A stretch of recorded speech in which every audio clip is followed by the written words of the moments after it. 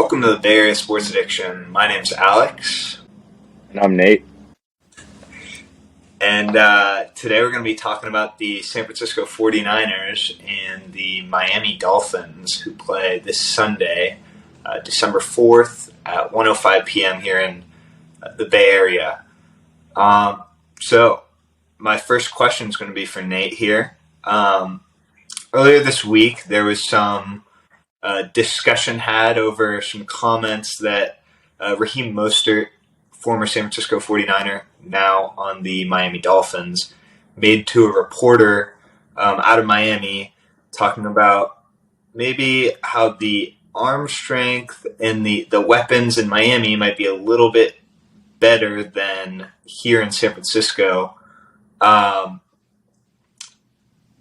recently he has kind of walked those comments back on Twitter after Debo kind of tweeted back at him, and some of the 49ers guys were a little bit hesitant to, they thought it was pretty funny that he had made those comments. But Nate, I just want to get your thoughts on whether you think those comments by Raheem Mostert affect anyone in the game, whether it's 49ers, whether it's Miami Dolphins this Sunday.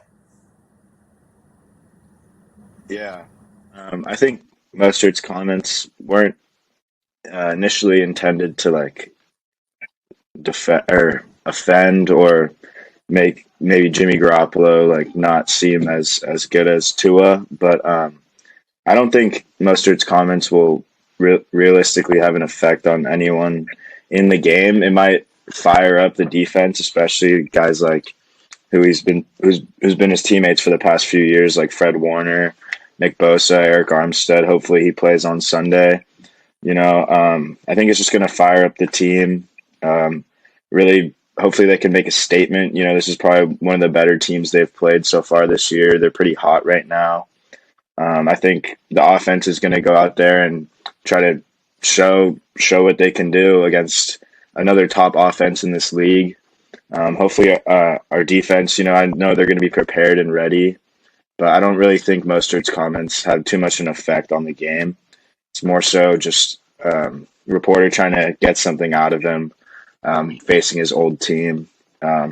Still in a similar offense, Mike McDaniel was the OC in San Francisco last year and over the past few years. So, I don't really think Mostert's comments will have too much of an effect on the game. Yeah, I tend to agree with you there. And I want to follow up on something that you just touched on. The Mike McDaniel versus D'Amico Ryans matchup is going to be highlighted by a lot of commentators, I would assume, during this game. And just looking at the lineups that when Mike McDaniel went over to the Dolphins, they ended up bringing John Embry, the assistant head coach, Wes Welker, wide receiver coach, Aldrick Robinson, and Mike Person, both offensive assistants, and then personnel on the field that McDaniel brought with him. Jeff Wilson Jr. acquired this year in a trade. Raheem Mostert, Salvin Ahmed, all three of them halfbacks, and then at the wide receiver position, Trent Sherfield and River Craycraft.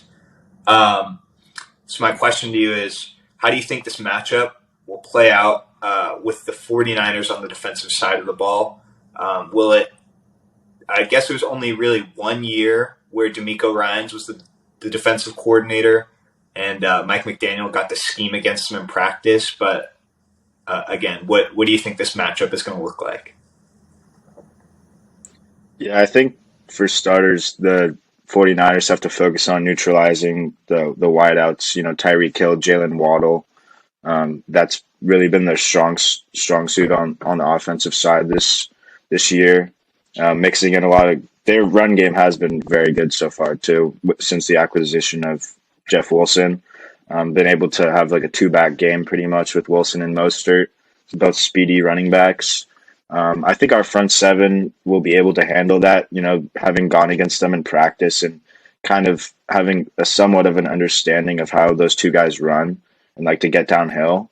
But I think the key for the 49ers is going to be Charvarius Ward, Hafunga, Jimmy Ward, all those guys who are going to be in the secondary, trying to neutralize the deep threats, the crossing routes from Hill and Waddle, trying to not let those guys get into space is going to be the key for the 49ers, because limiting those chunk plays, those 20-plus yard plays, 15-plus yard plays, is what's going to keep the 49ers in this game. I think it's going to be a shootout, but I still think our defense hopefully can neutralize those guys and give the 49ers a better chance of winning the game.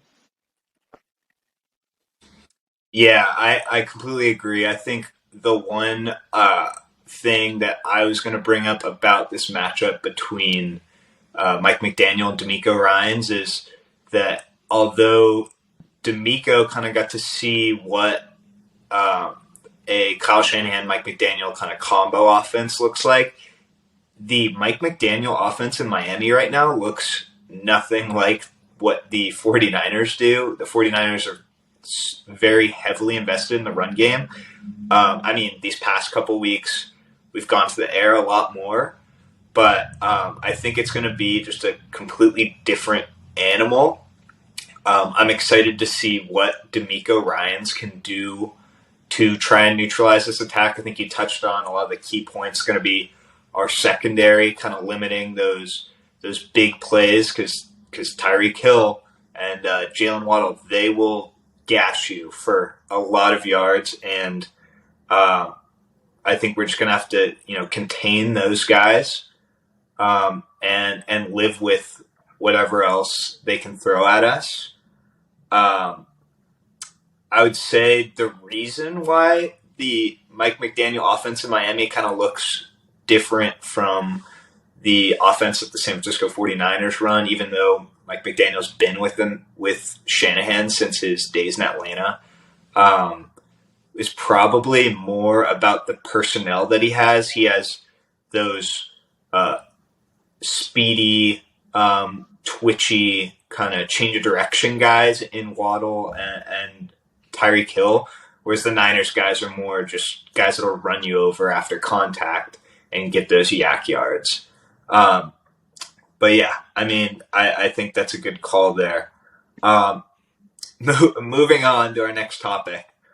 We're going to do an all-time revenge game list right here, kind of playing off the Raheem Mostert, Mike McDaniel, all those guys coming back to San Francisco in their first game back. I would say like a top 5 list of revenge games in the past. I don't know if you want to go first. I can go first if you're still pulling it up. Yeah, you can start us off. Okay. You can start us off. All right. So I'm gonna go 5-1. One being probably like the biggest, most contentious one. 5 being, the least out of the 5. So my 5th one is going to be Russell Wilson coming back to Seattle.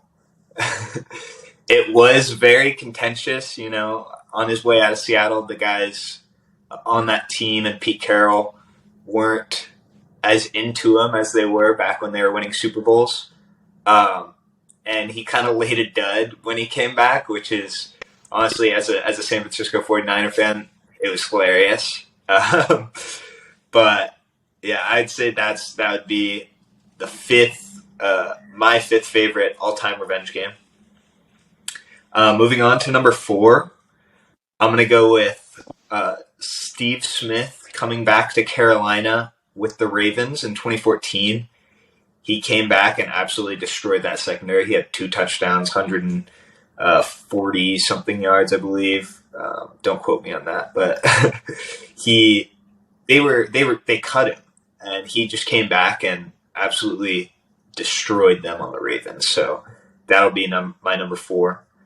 At number 3, I'm going to go a little bit in a different direction, not a player, but I'm going to go with a coach, John Gruden, winning the Super Bowl against the Raiders, who had back then they traded him as a coach to the Bucks, and then he beats them in the Super Bowl. That's got to be an all-time revenge game right there. Like people getting rid of you, coming back and beating the guy that they're replacing you with. Absolutely. Number 3 on the all-time revenge game. Number 2 for me is going to be when Favre returned to Green Bay after he retired and then came back and played for a division rival, the Minnesota Vikings. Comes back, beats Green Bay in Green Bay. I know there's a lot of people who are up in the air whether they like Brett Favre or not. Like in Green Bay, like obviously he was really good for them, but he's kind of like here and there towards the end. But that'll be my number 2. My number 1. I mean, it's kind of hard not to bring the GOAT up, but Tom Brady coming back to New England on the Bucks. Getting that all-time passing yard record, there's not a lot else you can say. I mean, that's like he won 5 Super Bowls there, 4 Super Bowls there. That's number 1 on my all-time revenge game list. 6, okay, there you go. Yeah. For me, you had a few of mine in there. The Brady one was definitely one to remember. For me, I kind of took a different approach to it. I thought I didn't really think of it from a player's perspective, more of a coaching perspective.